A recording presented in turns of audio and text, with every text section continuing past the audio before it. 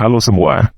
Pada video ini, saya ingin membacakan berita dari situs bbc.com yang berjudul, "Kami belum tahu mau kemana nanti. Nasib para transpuan di Pondok Pesantren Waria, Al-Fatah Yogyakarta, sepeninggal Sinta Ratri." Dan saya juga ingin mengajak teman-teman semua untuk berpikir dan memberikan komentar tentang masalah ini. Oke, kita mulai aja ya.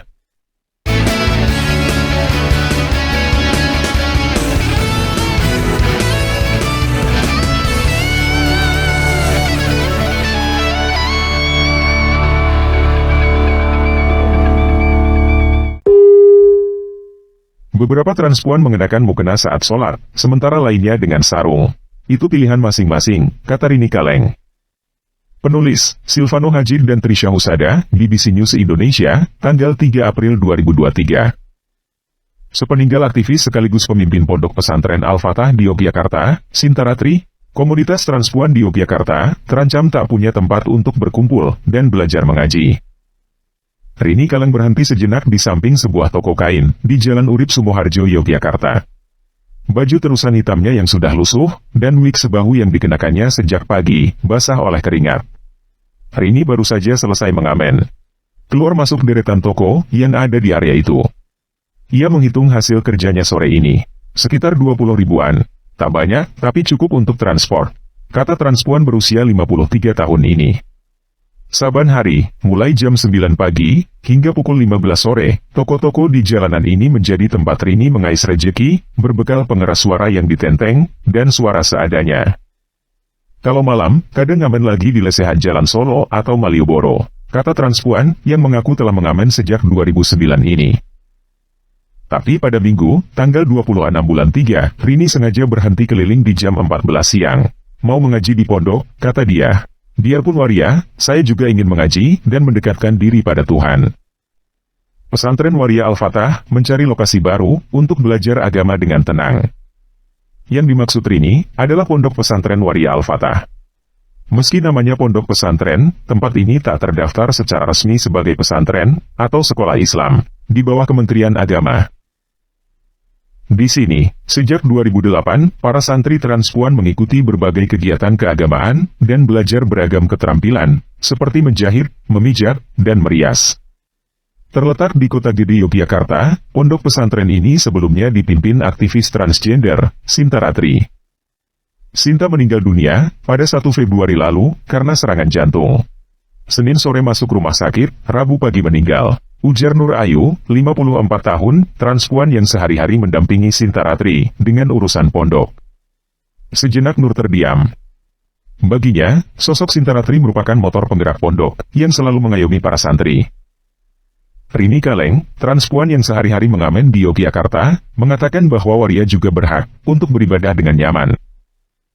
Sepeninggal Sinta, Nur merasa hampa karena kehilangan sosok suri teladan sekaligus pengayom. Apalagi, rumah yang dipakai sebagai pondok ini adalah milik pribadi Sinta. September nanti, rumah ini harus dikembalikan kepada keluarga yang menjadi ahli waris Sinta. Tidak tahu bagaimana seterusnya setelah Bu Sinta meninggal. Kata Nur, kita masih ada kecemasan di mana kita akan pindah. Tapi kami harus bisa mandiri melanjutkan perjuangan Bu Sinta, ujarnya pelan. Dilema dana dan lokasi tempat baru. Sekelompok transpuan saling bercanda sambil menunggu waktu berbuka puasa. Ramadan biasanya menjadi momen yang ramai di Pondok Pesantren Al-Fatah. Seperti minggu sore itu, meski hujan terus-terusan turun sejak siang hari, sejumlah transpuan hadir di bangunan rumah asri tersebut untuk mengaji dan berbuka puasa bersama. Nur Ayu, pengurus ponpes yang sehari-hari tinggal di situ, sudah sibuk di dapur menyiapkan sajian buka puasa. Nur Ayu, yang mendampingi mendiang Sinta Ratri, mengurusi Pondok Pesantren Waria sehari-hari. Sementara di ruang depan, suara hujan sayup-sayup mereda, digantikan dengan lantunan orang-orang mengaji. Ada yang sudah membaca Al-Quran, tapi banyak juga yang masih belajar Iqro. Saya sudah sampai juz 4, kata Irti, 64 tahun. Tajwid bacaannya masih belum benar, kata dia. Namun Rosida dengan sabar mengajari Irti cara membaca yang benar. Rosida dan Teguh adalah warga setempat yang merelakan sebagian waktunya untuk mengajari para transpuan mengaji. Kehadiran mereka di Ponpes, dan cara keduanya berinteraksi dengan para transpuan, menjadi salah satu bukti bahwa keberadaan kelompok minoritas ini cukup diterima oleh warga. Rini Kaleng belajar mengaji, ia membaca Iqro.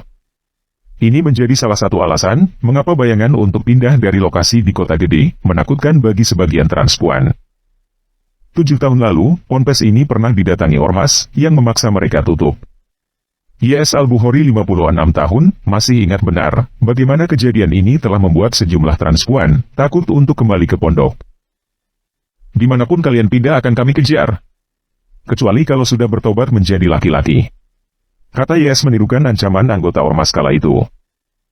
YS juga masih terkenang bagaimana setelah peristiwa itu Sinta Ratri tetap memperjuangkan pondok untuk tetap buka.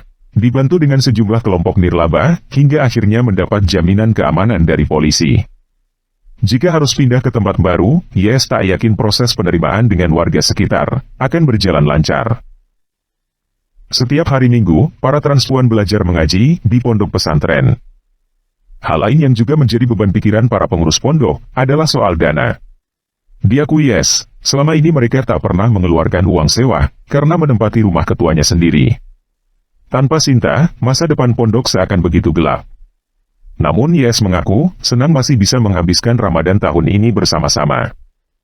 Kita bersyukur dikasih kesempatan berkegiatan di sini sampai September, katanya. Sejarah dan masa depan Al-Fatah. Sinta Ratri adalah pimpinan pesantren untuk waria di Yogyakarta. Foto ini diabadikan pada November 2009. Keberadaan pondok pesantren waria Al-Fatah berawal dari tragedi gempa berkekuatan 5,9 skala Richter yang mengguncang Yogyakarta pada 2006. Ratusan ribu rumah hancur dan ribuan orang meninggal dunia. Peristiwa itu membuat setiap orang berduka. Tak terkecuali para transpuan yang kala itu menggelar doa bersama untuk korban gempa. Kegiatannya difasilitasi Haji Hamruli yang kebetulan punya pondok pesantren di Sedayu, kata YS Al-Bukhari. Dari situ, lahirlah ide mengadakan pengajian untuk teman-teman waria. Sebulan sekali, mereka datang ke pondok Haji Hamruli untuk mendengarkan pengajian. Lalu 2008 berdirilah pesantren waria Al-Fatah, kata YS. Saat itu, pondok berlokasi di Notoyudan, Yogyakarta. Di pondok, para waria belajar keagamaan, mengaji, belajar sholat, dan mendengarkan pengajian dari para guru, yang dibimbing Haji Hamruli. Pada 2014, Sinta Ratri diangkat menjadi ketua pondok, menggantikan ketua sebelumnya yang meninggal dunia. Sinta juga yang mengusulkan untuk memindahkan pondok ke rumahnya, supaya para waria tak perlu memikirkan uang sewa. Di sini, para transpuan mengaku lebih nyaman saat beribadah, tanpa bisik-bisik dan jadi perhatian jemaah lain. Para pengajar atau guru ngaji di pondok, menurut YS, mayoritas dari kampus UIN Sunan Kalijaga Yogyakarta, serta sejumlah relawan yang peduli dengan keberadaan pondok. Mereka mengajar dengan sukarela, tanpa imbalan.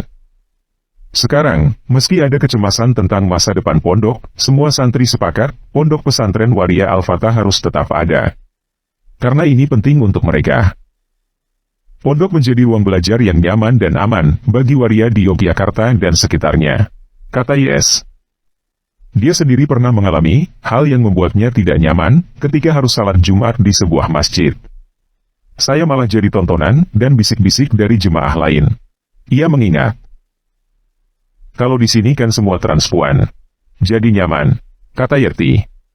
Di sini kita bisa mengaji dan ada gurunya. Bisa sholat berjamaah. Di antara para santri, Ruli Malai jadi yang paling optimistis dengan keberlangsungan pondok. Saya percaya, kawan-kawan transpuan akan gigih memperjuangkan pondok terus berlanjut, kata Ruli. Masalah legalitas pondok pesantren Al-Fatah, kata dia, juga sudah menampakkan titik terang. Kami sudah mencoba melakukan diskusi publik soal legalitas pondok pesantren ini. Kami diarahkan untuk membentuk yayasan, dan di bawahnya ada pengajian. Terangnya. Untuk menjadi pondok pesantren di bawah Kementerian Agama, Ruli mengaku tidak mungkin. Karena ada berbagai syarat yang cukup sulit untuk dipenuhi berdasarkan undang-undang. Ini pun diamini oleh Kementerian Agama. Mungkin yang membina bisa orang lain atau lembaga lain. Karena kan di Republik ini kan tidak hanya Kementerian Agama yang membina masyarakat. Kata Direktur Pendidikan Diniyah dan Pondok Pesantren Kementerian Agama, Waryono Abdul Ghaffur.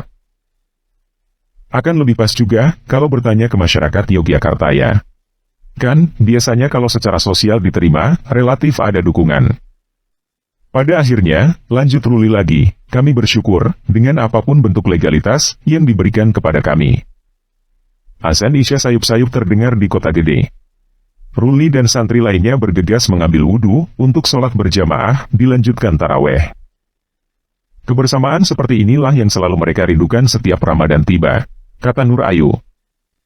Semoga ada tempat yang menerima keberadaan kami dan memandang positif kegiatan waria, Nur Ayu berdoa. Nah, dari sini kita bisa mengatakan bahwa keberadaan LGBT ada di semua agama. Dan agama belum tentu bisa membuat mereka kembali ke keadaan normal. Pertanyaan pertama untuk teman-teman semua adalah apakah teman-teman setuju bahwa LGBT juga punya hak untuk beragama dan beribadah?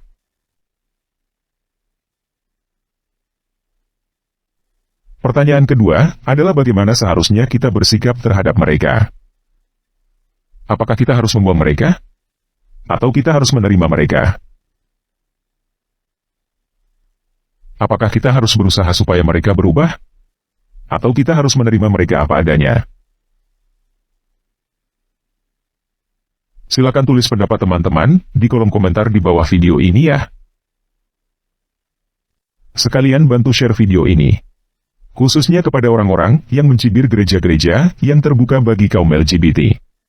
Karena saya mau tahu apa solusi mereka bagi kaum LGBT. Oke, sekian video kali ini. Yesus Kristus penguasa kita memberkati.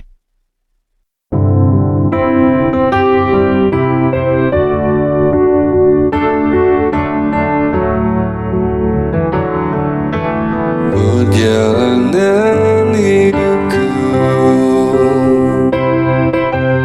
mencari arti diri, ku menemukan damai dari nama yang kekal. Dia cukupi nafkahku, Dia beri kesehatan, cinta dan kehidupan, tak kurang ku dapatkan. Syukurku Tuhan atas karunia-Mu, walau sederhana hatiku bahagia. Emas dan berlian bukan ukuran hidup kasih cinta-Mu. Jadi harta hidupku.